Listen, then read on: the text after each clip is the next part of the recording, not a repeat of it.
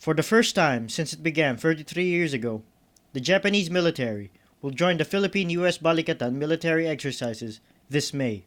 Senior Philippine military officials said that 20 Japanese officers and men and air assets will participate in the annual exercises, which will focus on humanitarian assistance, disaster response, and counterterrorism. About 2,800 Filipino soldiers and 2,600 American troops will participate in the annual event, which was almost scuttled by President Rodrigo Duterte after he announced his separation from the United States, following Washington's criticisms over his government's bloody anti-drug war.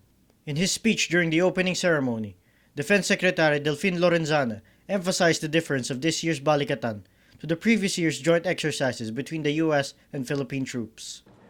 Another reason that makes this year's Balikatan different, or should I say more special, is because, as mentioned a while ago, we are concentrating on HADR, or humanitarian assistance and disaster relief, operations, and counterterrorism. And I think under the current situation in the world, when calamities is becoming more severe, I think we have to devote more resources and time to this kind of activity, and also counterterrorism.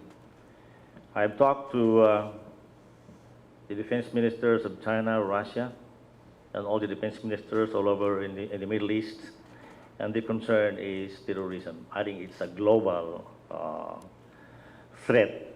I think America is also battling terrorism, both at home and abroad. U.S. Ambassador Sung Kim emphasized the importance of the Balikatan exercise for the participating countries.